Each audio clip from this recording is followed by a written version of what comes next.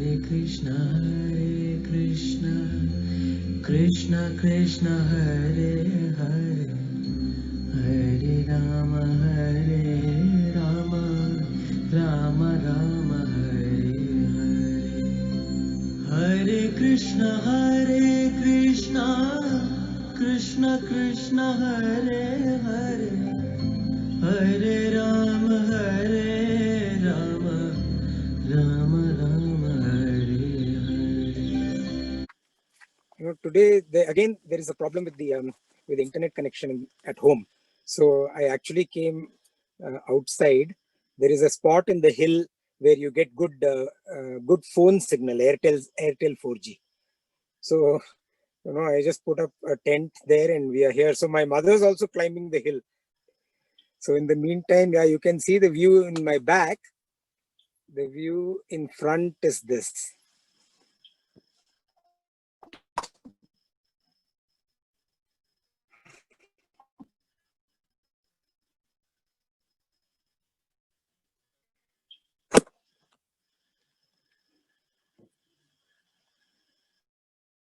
Okay, I think let's get started with invocation prayers and then Gita Dhyana.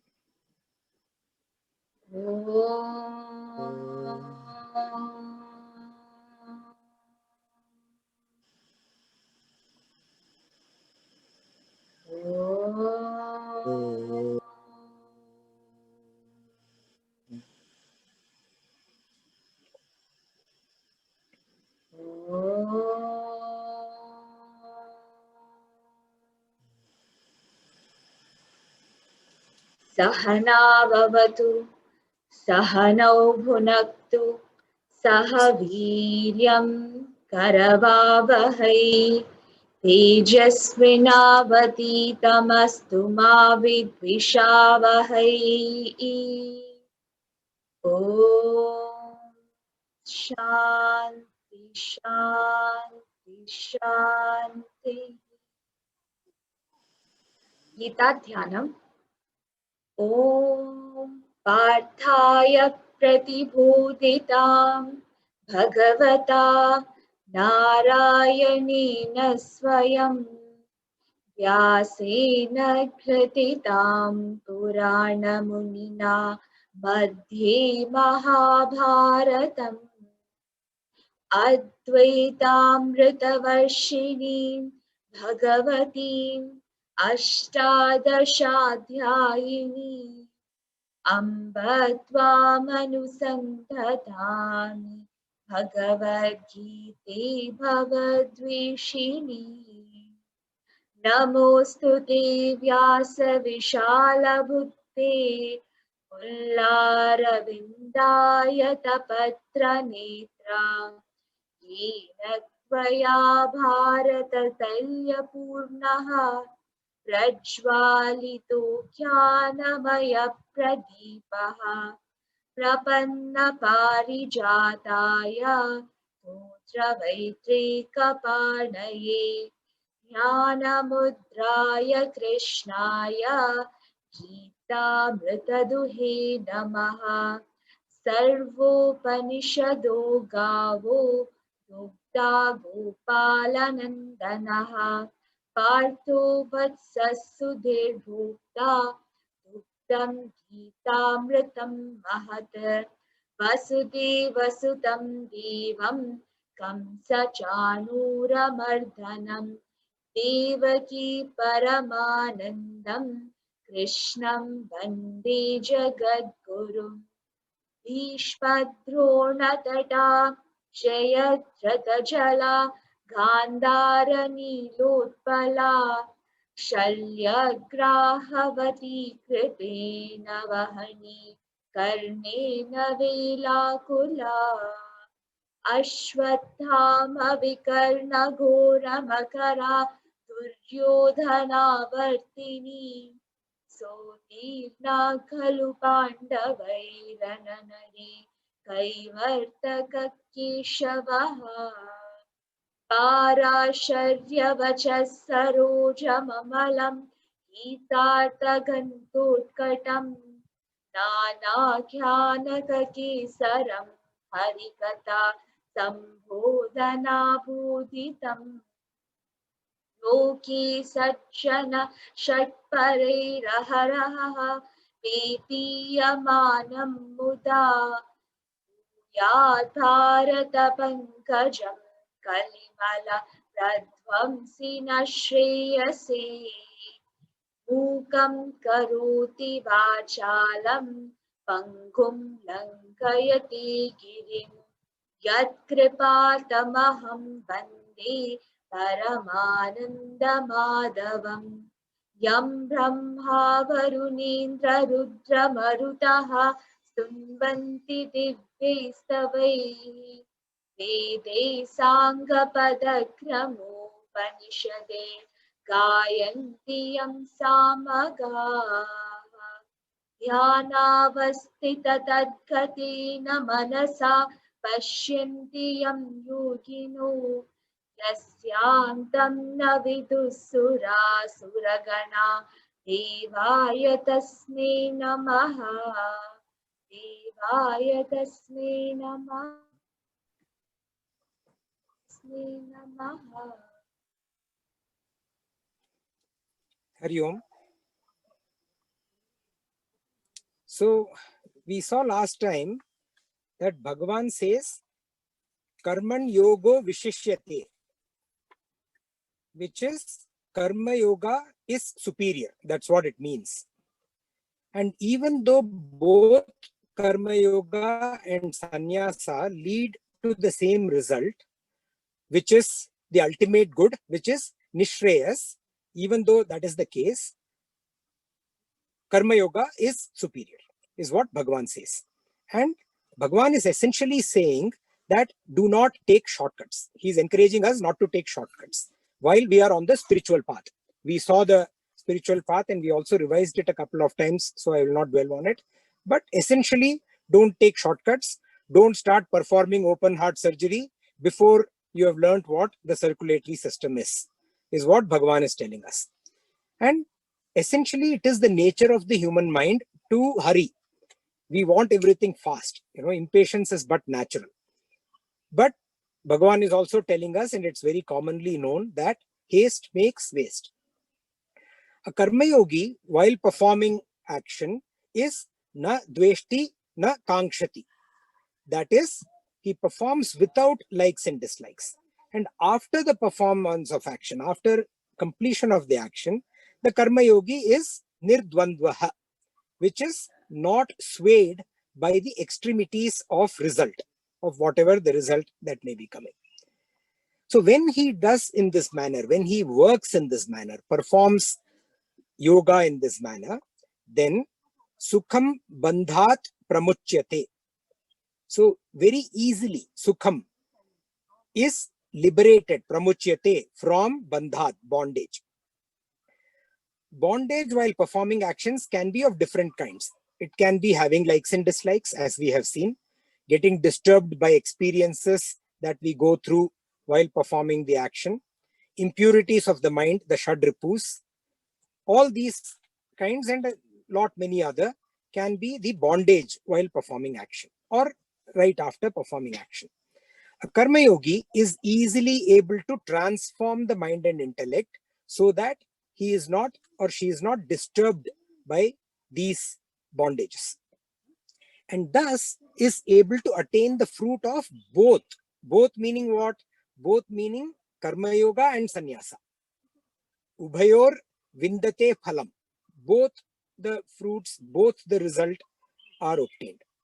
And how is that obtained? Ekam sankhyam cha yogam cha ya pashyati sa pashyati. So Bhagavan says the goal and the path for both karma yoga and sannyasa are the same. And he who sees. And now Bhagavan continues. We will continue with the 6th verse of the 5th chapter. Sanyasastu mahabaho Sanyasastu mahabaho dukkhamaptumayogataha dukkhamaptumayogataha yoga yukto munir brahma yoga yukto munir brahma Nachirenadi nachirena digachati. Sanyasastu mahabaho dukkhamaptumayogataha yoga yukto munir brahma nachirena gacchati. Ayogataha, the last word of the first line of, ayogataha means without yoga, without karma yoga, without going through, without mastering, without gaining the result of karma yoga, without having the chitta shuddhi that comes from the performance of karma yoga. Without that, dukkham aptum. Earlier, if we remember, Bhagavan had said, sukham pramuchyate. Easily we attain. Here, Bhagavan is saying, dukkham aptum would be very difficult to attain. That's what it means. Dukkham aptum. What will be very difficult to attain? Sanyasa, the state of sannyasa. And if the state of sannyasa itself is difficult to attain, the result of sannyasa would be practically impossible to attain. That is what Bhagavan is saying. And then he says that the yoga yukta is a person who performs karma yoga, who is harmonized through continuous performance of karma yoga. That person is a munihi. He becomes a muni. Muni is a person of contemplation, one who has done Shravana and Manana, and one who is capable of Nididhyasana. That is a munihi. So this person will be finding it very difficult to attain the state of the person who is ayogataha will be finding it very difficult to attain the state of sannyasa, while the yoga yukta, one who does karma yoga, is a munihi, becomes a munihi, which means the person can perform nididhyasana. And such a person, brahma nachirena adhigachati. Nachirena, chira is delay. Nachirena means there is no delay, without delay. Without delay, adhigachati, attains or goes to. Adhigachati means actually goes to. Goes to what? Brahman, Brahma. So Bhagavan says this earlier also in the chapter 3, verse 4.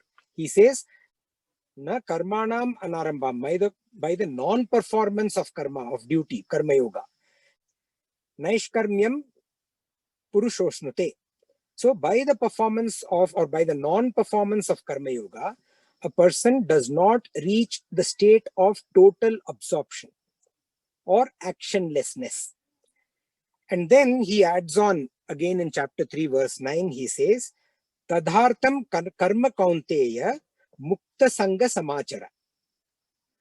For that sake of what at that stage Bhagavan is talking about? Sacrifice of yajna. For that sake, perform action and free from all attachments with excellence. Samachara.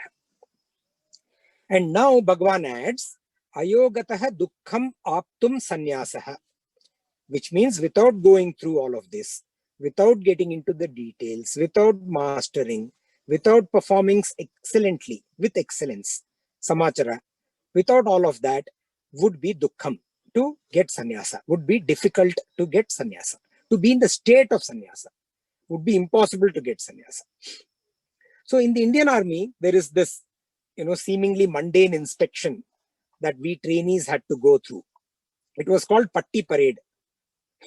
Even the name conjures up, crazy memories for me. The Patti Parade, okay?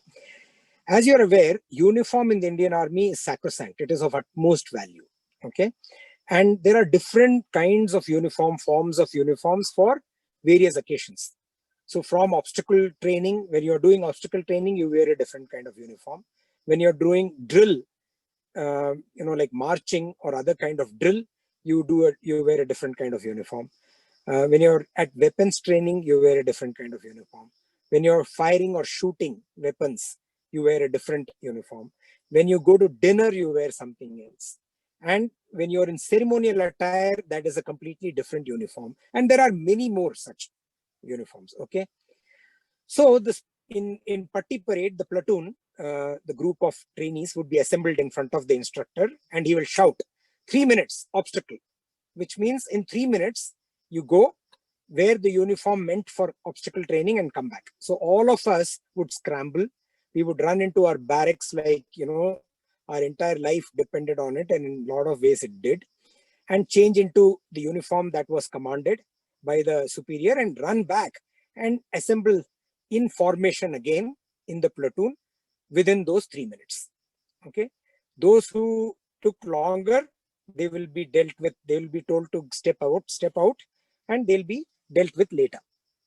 And those who came and assembled on time, there would be an inspection of what they have worn, the uniform that they have worn. And the inspection was strict, in terms of the cleanliness of the uniform. I mean, a weapons training uniform or a, obstacle training uniform is very difficult to keep it clean. Because you are rolling on the mud, the grease of the weapon, all of that. Okay. Cleanliness, wrinkles, wrinkle free, no wrinkles. Crease lines have to be perfect where they are meant to be, in the exact right position. The buckles either shining or dull depending on the kind of uniform. For example, in a camouflage uniform, they should not be shining, right? And how many shoelaces are visible outside of the trousers? In a different, in a dangri, for example, possibly all the shoelaces have to be visible or will be visible, and it's okay.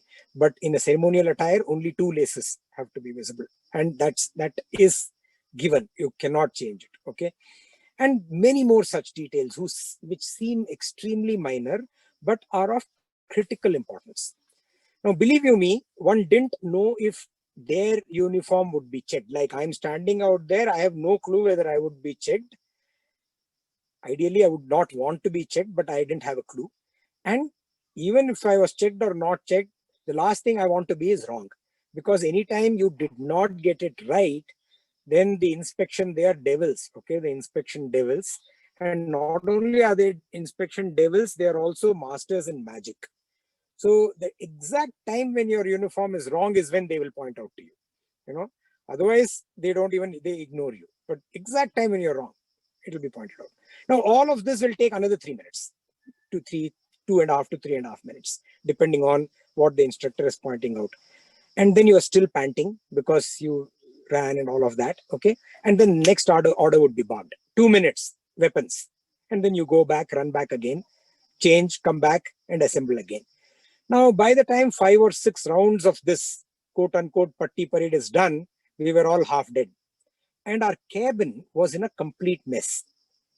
Okay. I mean, a teenager's room would look like a beautiful, impeccable room in comparison to our cabin. A complete mess it would be in. Okay. And if you thought that this was the end, no way. There was something called cabin cupboard inspection. And then there was another thing called patti parade inspection, which is a combination of the two. So patti parade inspection is, you have had this patti parade, you're all exhausted, your room is in a mess, complete mess. And then the inspector will say, 15 minutes, I will come for your cabin inspection. So you run back into your barracks, you run back into your cabin, and then you have to set everything right. And after sharp after 15 minutes, the instructor will walk in and he will inspect every nook and corner. Is there any dust? Is there any dirt? Is there any sand? And in a place like a Belgaum or Chennai, it's impossible not to have dust or sand. Okay. Every nook and corner would be checked. Is the bed laid properly? Is it tucked in well? Are there any wrinkles? Is the blanket and the pillow placed in position correctly? How many inches from the head of the edge of the bed is the blanket in? And those kind of things would be checked. Extreme small little things, in detail to the centimeter, whether the position of the blanket and the pillows are correct or not. And then how is the cupboard arranged? So we took out 5 or 6 of those uniforms in the patti parade. How is it that they have been arranged now? Are they arranged in order? Are they in their places? Because each of the uniform, has a designated place. So are they all back? Are they hung properly? Are they looking shabby? Are they in perfect shape or not? All of that would be looked into. The nature of this punishment or the nature of, any fallout of things going wrong, that was not palatable at all. Even if something is minutely incorrect, The nature of punishment would be very physical and also mentally quite torturing, So one better get it right. And like I told earlier, the inspector devil magicians, they will always point out, they know who are the people who don't get it right. And those are the guys who have to go through it again and again and again till you get it right. There's no way you can escape it. So some stage or the other, every cadet, every trainee will get it right. Because if you don't get it right, you're going to go through it a million trillion times, without any excuse. Now, this may seem stupid, in terms of what's going on, the torture, all of it, okay? And these are officer trainees, okay? Do you treat officer trainees like this?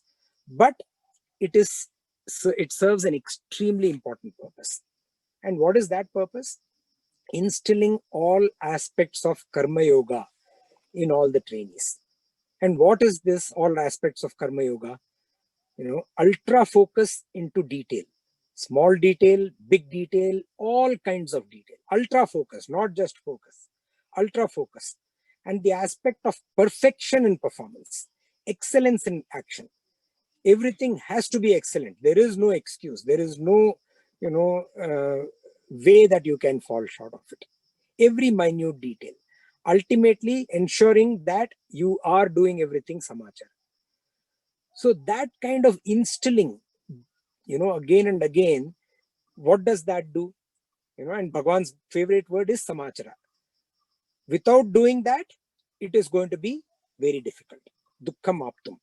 What is going to be very difficult in this case? For you to graduate as an officer in the prestigious Indian Army. Okay, that's going to be very difficult. And even more difficult would be when you're in the battlefield without instilling this kind of sense of deep discipline that goes deep into the core of the person. Without that, it will be impossible to win the war. It will be difficult to become an officer. It will be impossible to win that battle.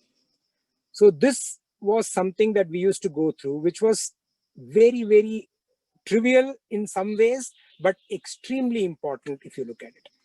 And I tell my engineers, after years in the army and so many years in engineering organizations, I tell my engineers, if your footwear and your feet are not well maintained, how is it that your code that you write is going to be robust? It's going to have good quality. It's going to be clean. I mean, and I'm not kidding you here, okay? You should see some of these people who go and work in the state-of-the-art tech centers that we have all around us, When the sandals are torn, broken, dirty, the foot is chipped, it's pretty badly unkempt, okay? And my thing is, how can what you write, the code that you make, the product that we are building, how will that be robust?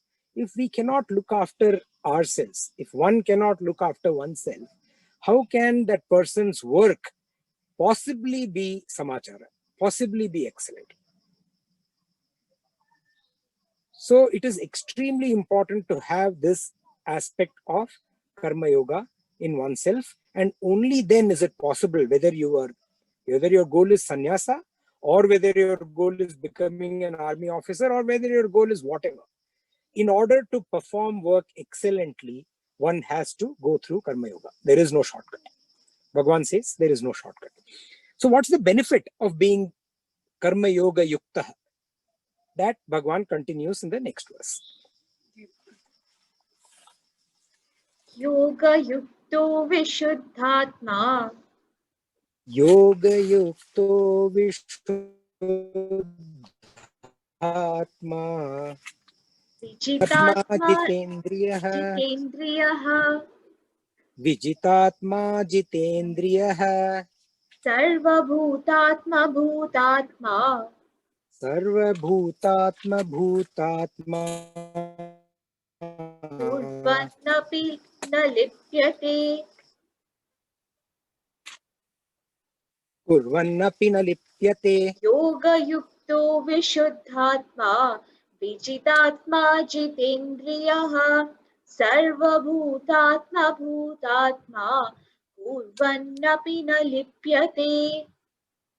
Yoga yukto. Yoga yukto, the person who is devoted to karma yoga, the one who has performed karma yoga. Vishuddhatma. Because the person has performed Karma Yoga, the person is with purified mind and intellect. Very pure. Shuddha is pure. Vishuddha is very pure. The person has sattvic mind. The sattvic aspects dominate. Vijitatma, one who has controlled the mind and intellect. The first is one who's of pure mind and intellect. The second is Vijitatma, one who has controlled the mind and intellect.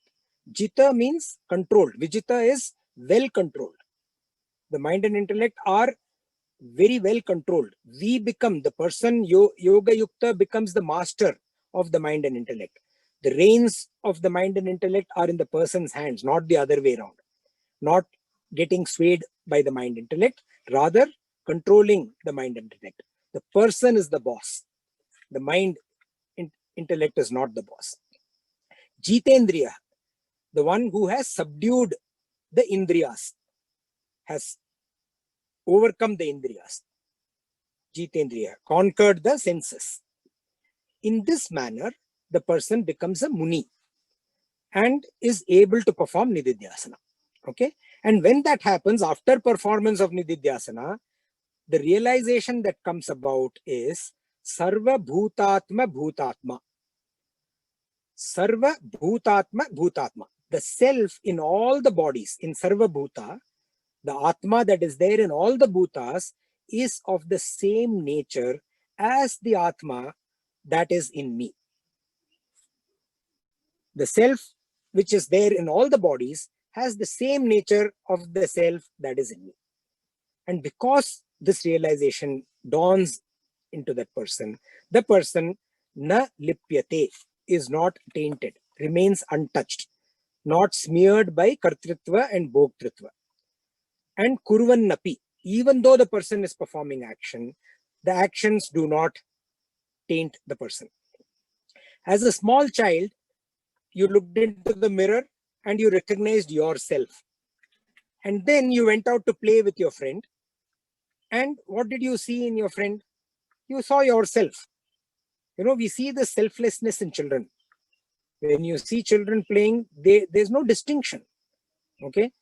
A child sees herself in her friend. And we saw that. And then we become adults. We go through this journey of becoming adults. And as we become adults, you know, we get more and more bound to our actions. And not only to our actions, we get more and more bound to the environment around us, the world outside us. And when that happens, what happens? Later on, when you look into the mirror as an adult, you completely relate to the child, which is you. You may have gray hair, you may have wrinkled face, you may look 50 years older, but it is you, the same person, the same child, the same self, the same Atma. And then you go out to your office, you go out and talk to your neighbors. Like that child, the same you, do you think that the other person, your colleague, is the same self? You don't. You see a different self in that person. So this journey from childhood to adulthood makes this transformation. The action of a karma yogi, not being motivated by desires, leads to purity of the mind intellect. And that purity makes that karma yogi just like a child. This purity further leads to control. And that control, which got lost in that journey from childhood to adulthood, that control further leads to clarity of the self. Clarity that the Atma inside my body is the same as the Atma in the other bodies through the journey of performance of Karma Yoga. This clarity and realization removes the ego of performance. Removes the concept of I am the doer. And when that ego of performance is removed, the person remains untainted, na lipyate, by the performance of that same action. The signs of freedom from the bondage of karma are described by Bhagavan further. We will go through the next two verses together. नैव किञ्चित् करोमीति Naiva kinchit karomiti. Yukto manyeta tattvavit. Yukto manyeta tattvavit. Pashyan shrinvan sprashan jigran.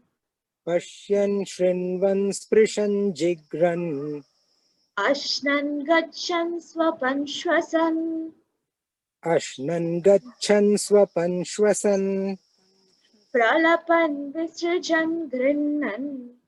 Pralapan visrujan grinnan. Unmishan nimishannapi. Unmishan nimishannapi. Indriyanindriyartishu. Indriyanindriyarteshu. Vartanta iti dharayan. Vartanta iti dharayan. Naiva kinchit karomiti. Yukto manyeta tattvavita. Pashyan shrinvan sprashan jigran. Ashnan gachan swapan shwasan. Pralapan visrajan grinnan. Unmishan nimishannapi. Indriyanindriyartishu. Vartanta iti dharayan. Tattvavita. Tattvavita we have seen so many times. The knower of reality, the knower of the truth. One who has tattva jnana. That tattvavita yuktaha. One who is centered in karma yoga. Knower of tattva because of performance of karma yoga. That person manyeta, thinks or believes. That person believes what? Naiva kinchit karomiti. There is not anything that I do. And I do not get affected by all the things that are. And what are these? These are Pashyan, Shrinvan, Sprishan, Jigran, Ashnan. So the first five, Pashyan, seeing through the eyes. Shrinvan, hearing through the ears. Sprishan, touching or feeling through the skin. Jigran, smelling through the nose. Ashnan, tasting through the tongue. These are what? These are the jnanendriyas, the five sense organs. Right? So all that I do through my five sense organs, and continuing the next four, Gachan, Pralapan, Visrujan, Grihnan. Gachan is going, walking, that is with the legs. Pralapan, speaking with the vocal cords. Visrujan, letting go. Letting go happens in two ways, through your excretory system and through the reproductive system. And Grihnan. Grihnan is seizing, holding with the hands. These are the four karmendriyas. So the five jnanendriyas and the five karmendriyas, right? The five karmendriyas because we are saying that the Visrujan is representative of two of your organs of action. So the five sense organs and the five organs of action, the jnanendriyas and the karmendriyas, whatever I do with them. And then what? And then swapan, which is sleeping. What goes to sleep? The mind and the intellect goes to sleep. Okay, the chitta, the hankara, the antakarana, these are the aspects that go to sleep. Swashan. Swashan is breathing with the pranas, the life energy. Even these, whatever I do through my mind and intellect, whatever I do through my pranas, all of those. And finally, including also what? Unmishan Nimishan. Unmishan Nimishan means opening and closing of the eyes. So all these things, whatever I do, comprehensively Bhagavan has covered anything that a human being does through our various body, mind, intellect, senses, and prana. These are the five elements. And even though the person is functioning through all of this, naiva kinchit karomiti. There is not anything that I do. You don't get the kartritva and the bhoktritva, because of which you don't identify yourself with the action. And because you don't identify yourself with the action, indriyan indriyarteshu, we discussed this earlier also, the sense organs that are going around among the sense objects. Like the previous example that I used was that the sense object is coffee, the sense organ is the smell and the taste, the nose and the tongue. Those are the two sense organs. So the smell and the taste are experiencing that coffee, which is the sense object. So indriyan indriyarteshu vartanta, move around, iti dharayan. So this person's, all these faculties of this person are moving around. The senses and all the other faculties of this person are moving around among the sense objects with the knowledge, convinced by the knowledge that what? Naiva kinchit karomiti. I'm moving among all of this. My organs are moving among, I'm experiencing, but I'm not doing anything. Comprehending this, even though doing all this, but having this knowledge, this person inwardly becomes a non-doer. Karmanya karmanya pasched. The person in action, the one who sees in action, two separate words. The one who sees inaction, no action. And in inaction, the person who sees action. Chapter 4, 18th verse, we had gone through this. So basically all activities pertaining to body, mind, intellect, existence, that take place in the non-self. That is how the child is able to identify with another child as, without any distinction at all. Because they take place in the non-self. The self itself, the Atma, is actionless. And the one who knows the self in such a manner is free from agency. So we'll just, few simple examples we'll mull over, okay? A person is seated in the automobile and the person does not move, okay? But the person identifies with the moving automobile and says, I am going. The person who is talking in sleep, who is blurting out in sleep, that person is not the agency or the agent of the action of talking in sleep. Try telling someone, oh my, you snore so loudly. What will she say? Oh, come on, I don't ever snore. Why is that? Because there is no identification with the body that is snoring. Let's now talk about a person who's awake. Person is awake, eating, okay, enjoying the meal. Afterwards, ask the person, how did you like your food? The person will nicely describe the taste, how it was, how the flavor was, how he enjoyed it, and so on and so forth. Next to that person is another person eating the same food, okay, but in deep thought, and ask the same question of the person after the food is over. The person will have absolutely no recollection, because there is no identification with that aspect of taste and digestion. So in all these cases, the activities are not of the person concerned. Similarly, a jnani established in the Atman, in the self, is not the doer of the activities that are being done through the jnani's body, mind, intellect, senses, and the prana. One who comes to know this, and one who comes to know that she is only an instrument in the hands of the Lord, has no egoistic feelings. A steel knife turns into a gold knife by the touch of a philosopher's stone, or like the Americans call it, the sorcerer's stone, right? Though it retains the form of a knife, it is not used for cutting because it's a gold knife. Similarly, the magnum opus of a karma yogi, okay, as much as to find a philosopher's stone, you need to go through magnum opus, amazing amount of work. Similarly, to become a karma yogi, you need to go through a magnum opus. this magnum opus, this great work of a karma yogi, only through that work, and there's no other way, there's no shortcut, transforms her into a jnani. And then that person who seemingly retains individuality but does not identify with action. Now, what is the relationship between the jnani and the karma that the jnani is performing?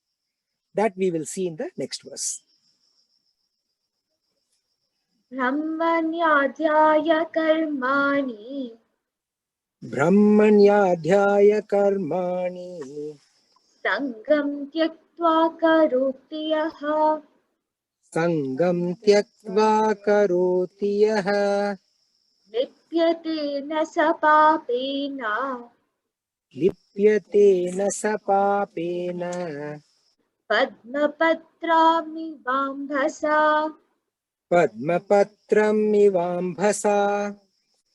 ब्रह्मण्याधाय कर्माणि सङ्गं त्यक्त्वा करोति यः लिप्यते न स पापेन पद्मपत्रामिवाम्भसा. It's a beautiful verse. Brahmani. Brahmani means in Brahman. In Brahman, what? Adhyaya. Adhyaya is having placed, offered. What? Karmani. All actions. Everything that he does. Which is nothing but what? We have gone through it so many times. Ishvara Arpana Buddhi. In Ishvara, having placed all your action. Doing everything that you do as a devotion to the Lord. We normally, all of us, place our actions upon ourselves, on our ego. That's essentially Ahankara Adhyaya. Here Bhagavan is saying that the yogi places them on the Brahman, Brahmani Adhyaya, not Ahankara Adhyaya. This essentially means giving up attachment to the ego. And when that happens, what? Sangam Tyaktva. Attachment, that feeling of I and mine, that is abandoned. Tyaktva, having abandoned. And how does one do this? Ramana Maharishi says, Jagata Ishidihi Yukta Sevanam Astamurti Bhrud Deva Pujanam. Meaning, serve the world with the understanding that we are worshipping the Lord. Service itself is worship. God does not need help. He is giving us the opportunity to serve. And that should be our attitude while we are performing work.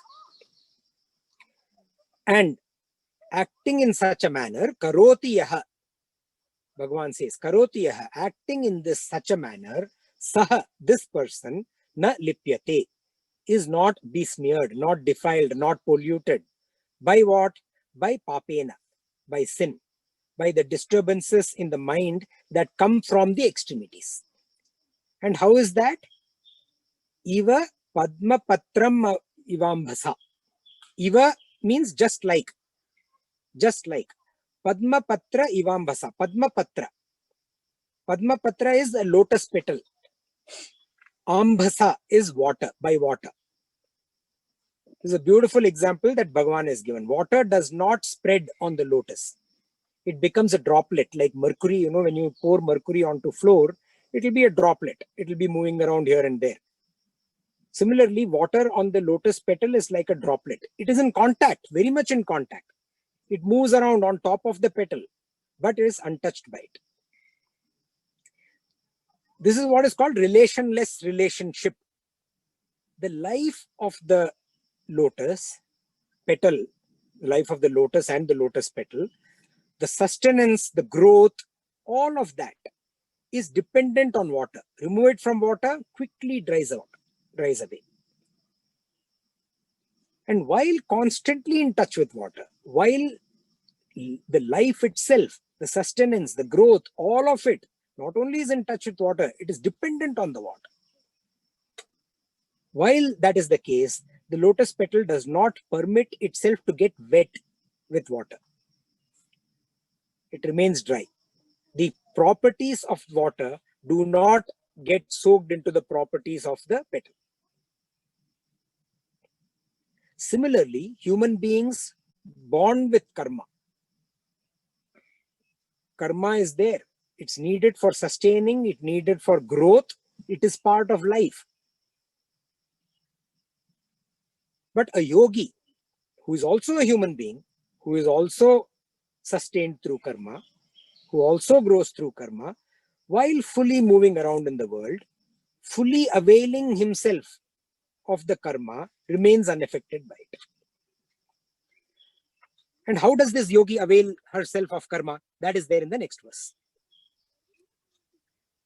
कायेन मनसा बुद्ध्या Kayena manasa buddhya केवलैरिन्द्रियैरपि केवलैरिन्द्रियैरपि योगिनः कर्म कुर्वन्ति योगिनः कर्म कुर्वन्ति सङ्गं त्यक्त्वात्मशुद्धये सङ्गं त्यक्त्वात्मशुद्धये कायेन मनसा बुद्ध्या केवलैरिन्द्रियैरपि योगिनः कर्म कुर्वन्ति सङ्गं त्यक्त्वात्मशुद्धये. Kayena, with the body. And what does the body do? Perceive and perform action. So with the body perceiving objects and performing actions, with the manasa, with the mind feeling emotions, with the buddhya, with the buddhi, with the intellect thinking thoughts, and indriyairapi, also with the senses. With all of this, yogina karma kurvanti. The yogis perform all actions. They do everything with the body, with the mind, with the intellect, with the senses. And how do they do it though? Kevalaihi, merely, casually, without strain of performance, with utter ease. And how are they able to do it without strain of performance? Because sangam tyaktva. They do not have any attachment, without any attachment. And when they perform this action without seeking the result, without desiring the result, then what is the result which anyway comes about? Atma Shuddhaye, purification of the body, mind and intellect. We actually see this in lot of, if you see any super performer, my favorite example, for Nadal and Federer, right? You see them, they go through the entire regimen and look at the impact of winning or losing. Graceful losers, gracious winners. So the Atma Shuddhi, the purification, comes from the way you perform the action without attachment to anything, to the performance of the action and to the result of the action. And Bhagwan continues. युक्त कर्म फलं त्यक्त्वा Yukta karma phalam tyaktva शान्तिमाप्नोति नैष्ठिकीम् shantimapnoti naishtikin अयुक्तकामकारेण ayukta kamakarena फले सक्तो निबध्यते. phale sakto nibadhyate. युक्तकर्मफलं त्यक्त्वा शान्तिमाप्नोति नैष्ठिकीम् अयुक्तकामकारेण फले सक्तो निबध्यते. Yuktaha means united. United in what? In this context, united in karma yoga, united in the spiritual path. Karma phalam tyaktva, having abandoned all attachment to the phala of the karma. Apnoti, attains. Attains what? Shantim, peace. And what kind of peace does this person attain? Does this person reach? Naishtikim. Naishtikim means eternal. That which does not suffer any change. Changeless. And on the contrary, ayuktaha, a person who does not practice karma yoga, karma karena, impelled by desire, by the force of selfishness, Phale saktaha, attached, bonded to the desire of results. Bound by the result and bonded by the desire. Nibadhyate is bound. Comes to suffer samsara and the aspects of samsara. So in 2011 Women's World Cup soccer tournament, okay, it also had an amazing story of character. 3 months before the tournament, northern Japan underwent a devastating earthquake, which was quickly followed by a tsunami. And that, caused absolute devastation. And over 20,000 people, for a country like Japan with less number of people, over 20,000 people dead. And even as the toll continued to increase, this Japanese women's team fought with heavy hearts, obviously, because they were relatives, close relatives among them, extreme suffering, not just the death, but also the devastation. And they fought through the opening rounds through all of this. Their body, their mind, their intellect, their senses, their prana, all of that, fully aware of what was going on, and they played match after match after match. This kind of resilience in circumstances like this is not possible without dedication to duty, without karma yogas. After having expounded karma yoga, Bhagwan now talks about how a person who has obtained chitta shuddhi through the performance, through the practice of karma yoga, and because of that having become a jnani, how does this person practice? What does this person do? That we will take up in the next session. We will conclude with invocation prayers. Om Asato Ma Sadgamaya Tamaso Ma Jyotirgamaya Mrityorma Amritam Gamaya Om Purnamada Purnamidam Purnat Purnamudachyate Purnasya Purnamadaya Purnamevavashishyate. Om Shanti Shanti Shanti. Harihi Om. Shri Gurubhyo Namaha. Harihi Om. Thank you.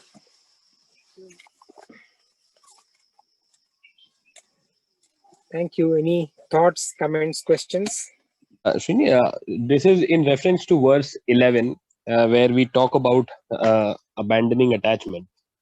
So I just wanted to understand that although my examples are elevated souls, but I wanted to understand if non-attachment is the way to be, then what is the relation that we talk about between Yashodama and Krishna and even a Nandi or a Shiva? Is that not attachment? Or even for that example, if you read how, maybe out of my lame mind, how Arjun describes his Gandiv, his bow and arrow. So what is that in that case? So two answers to your question. One is, yes, absolutely. Yashodama and Krishna, there is attachment. By the way, Krishna is also attached to Yashodama. Why only Yashodama being okay? Here, Sangam Tyaktva is specifically talking about attachment to the result of the action. Okay, yeah.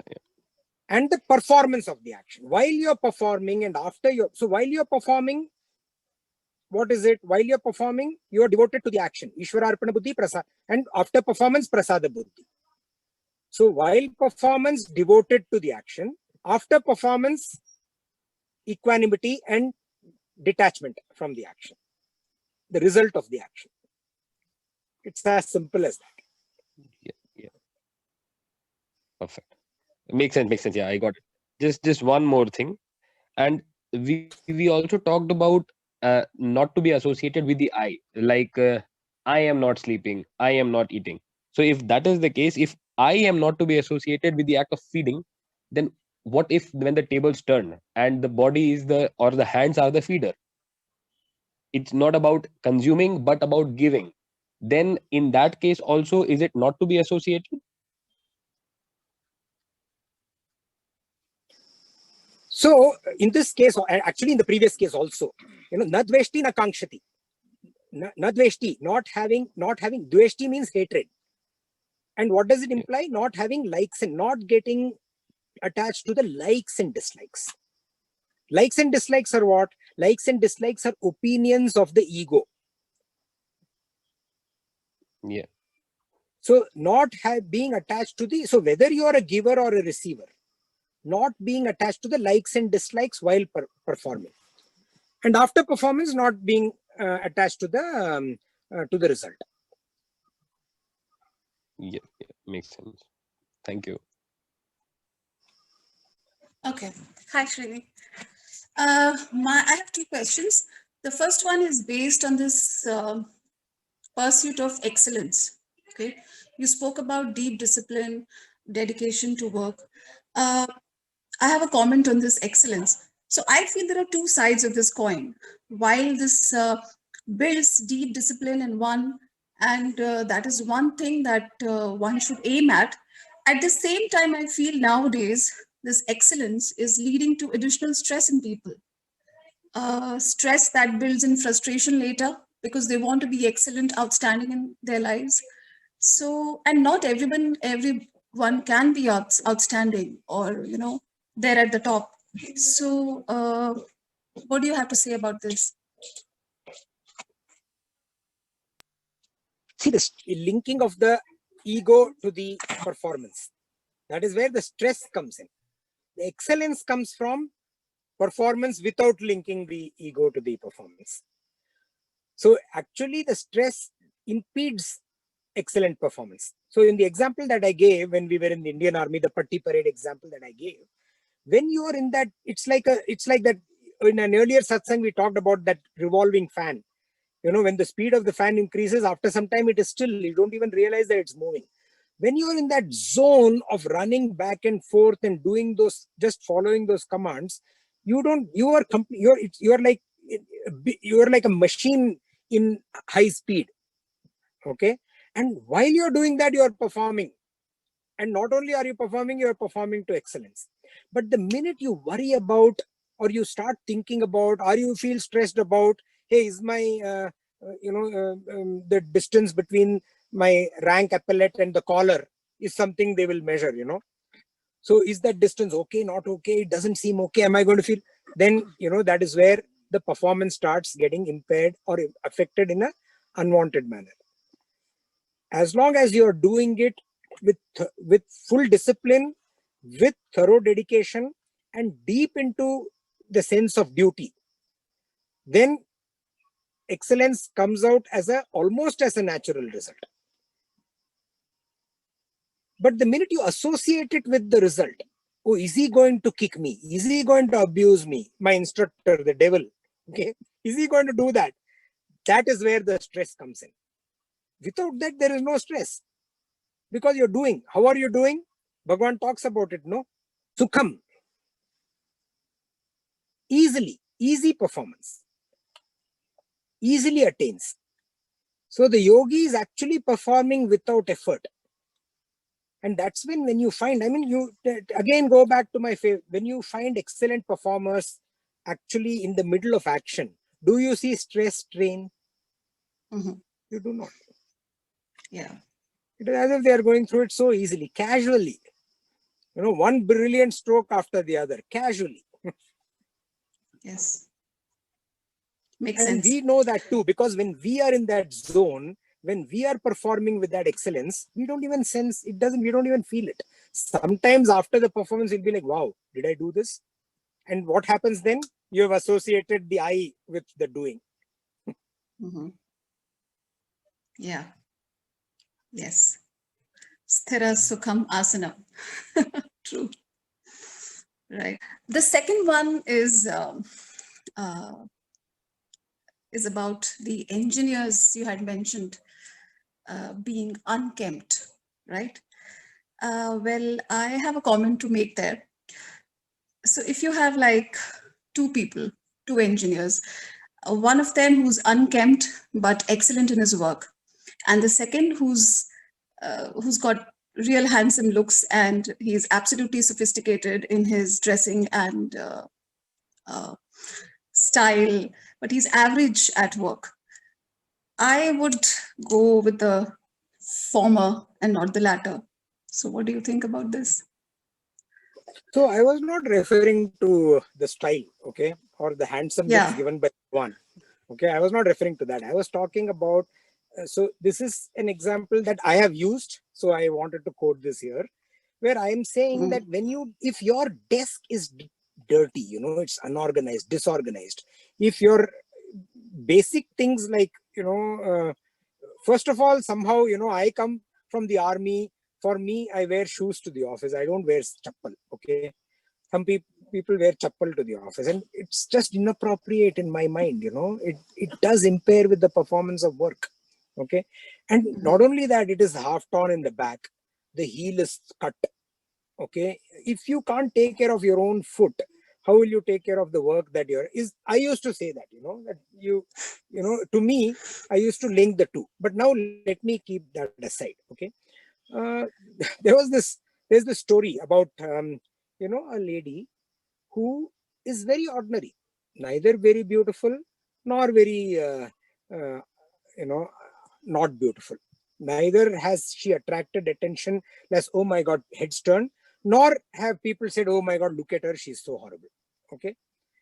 She's been just the average woman, going to work, going about her life, going through uh, the routines of life, day in and day out.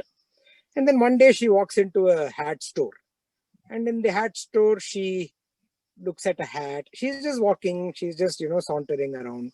She casually picks up a hat, wears it. She looks at herself and says, that looks nice.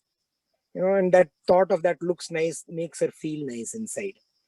And that feeling nice inside, suddenly she hears a comment from the person in the counter saying, man, that looks so nice on you.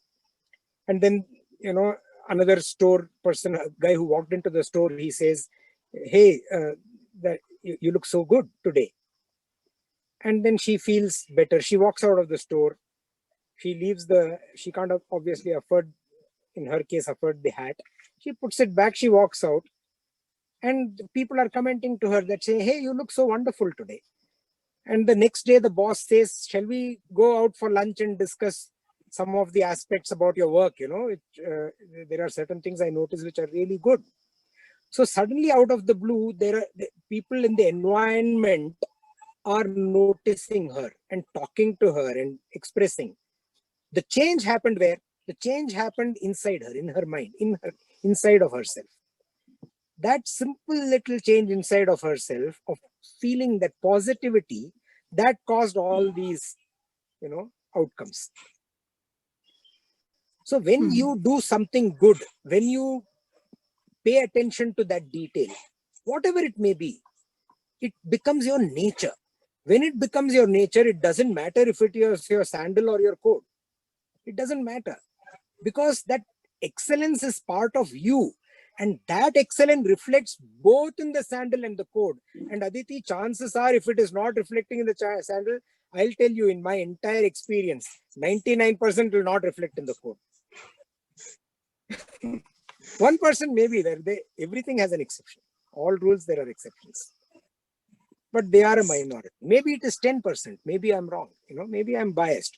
But chances are that let's put it the other way around. If that excellence reflects in one, it will reflect in another. Maybe there are a few people where they choose, I'll reflect in my code and not in my side. Okay. God bless them. Thank you, Srini. See, that is the reason the Indian Army, they make you do those rigorous, activities. That reflects. Why do you have to do this patti parade? Because in the trench, when bullets are flying all around you, there is no time. There is no, it's the same. The environment is created or simulated by various other exercises. There are many other exercises. I gave one example.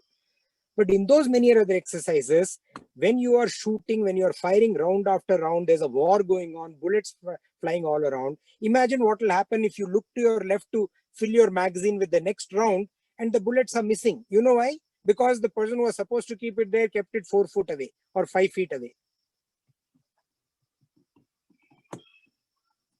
So the same rigor, the same depth and detail has impact in other aspects also, which could be life and death, by the way.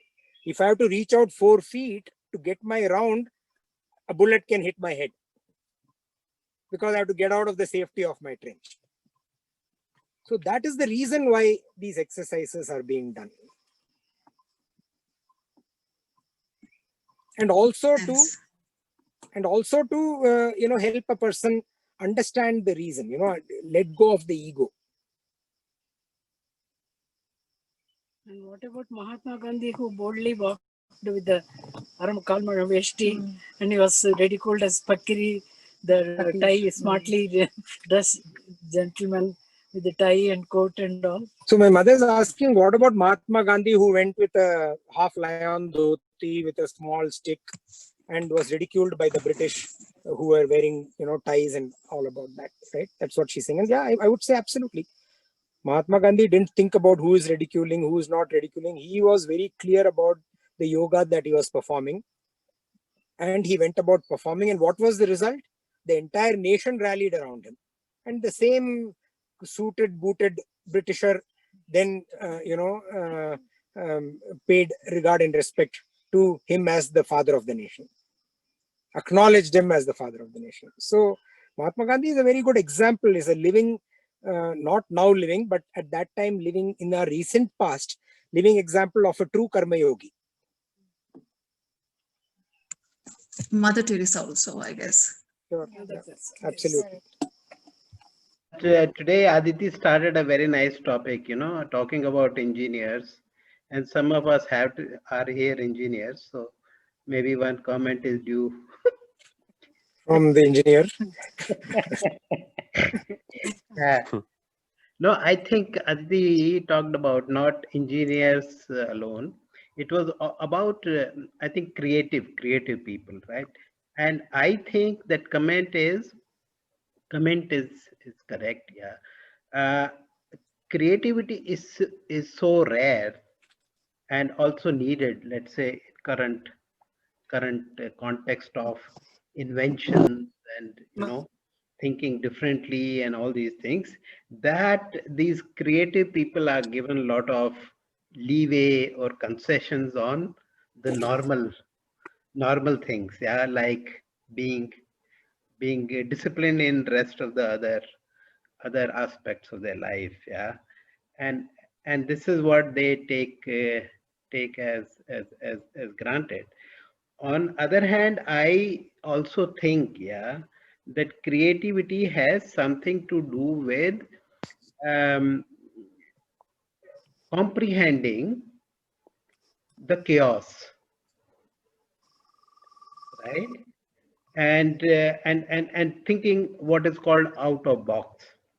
Now, if you can comprehend a chaos easily, then you can think different than most of the other people.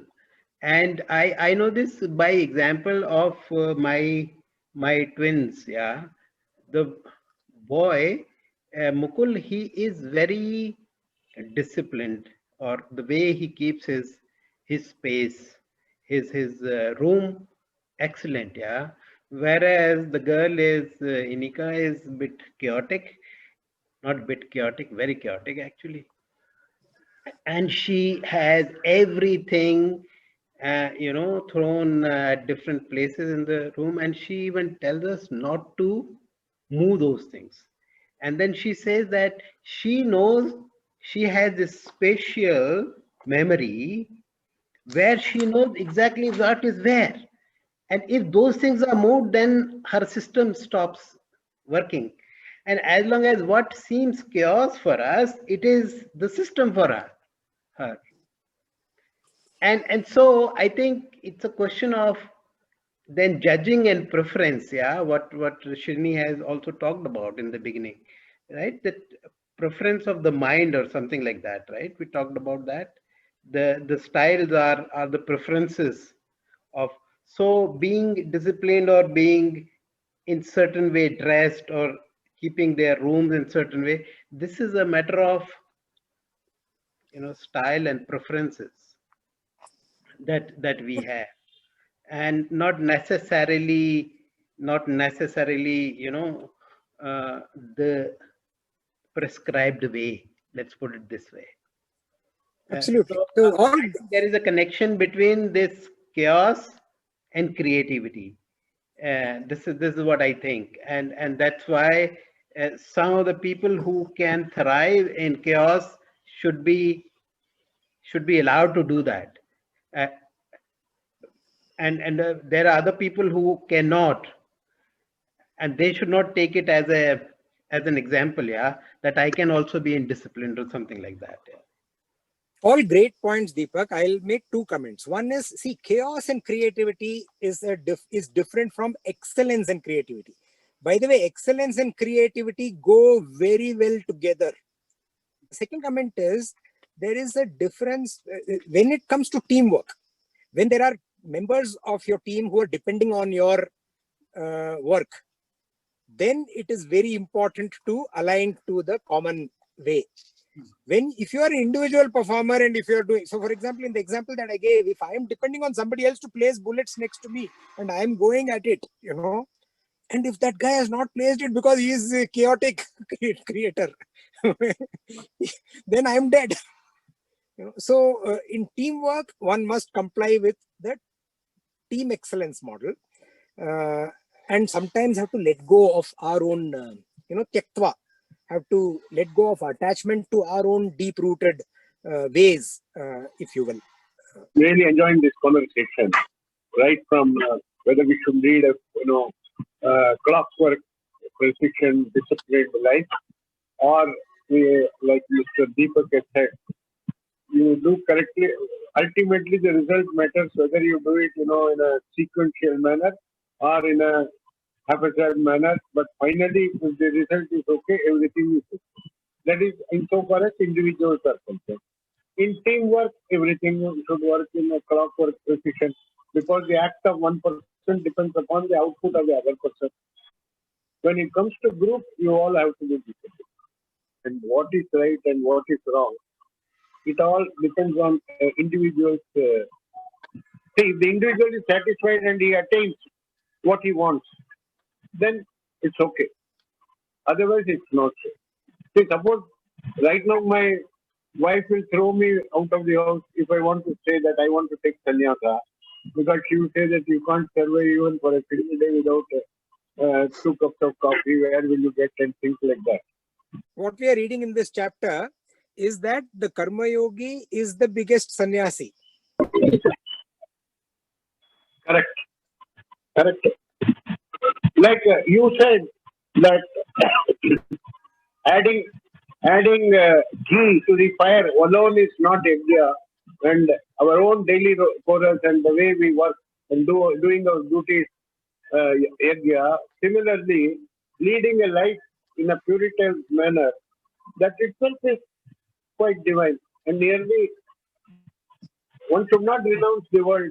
They can live in the world like you are lotus in water.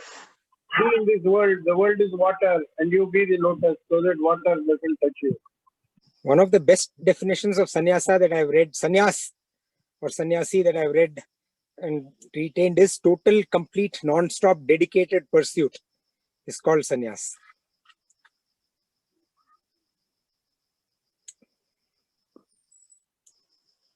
Any other thoughts? Just one small rebuttal if we have here. Again, on the same point. So the total non-stop pursuit, Srini, that we were talking about, there are two realms to it, right? One is the physical realm of how you keep up your outer appearance, and the other is the inner realm of how much conditioning you are doing to your inner self. And for a person, like the example that you gave in the army, both have to be very prompt and immaculate, and that's okay. But more often than not, you see that some people are who are very dedicated on the inner self, they hardly care about how are they getting along on the physical side.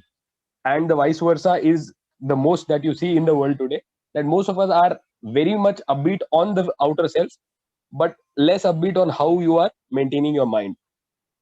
So it's just that I don't know whether it's a rebuttal as well or not, but like immaculate shoes and immaculate dress as well as good code to go with this what I'm telling. Sure. Yeah, but I would like to believe, and in my experience, the equilibrium comes quickly. Huh? If you are sincere and dedicated to one aspect, the other aspect automatically follows. Yeah. If that is not happening, then there is a problem. If there are no further questions, we can regroup next week, Saturday. Thank you all. Hari Om. See you next Saturday.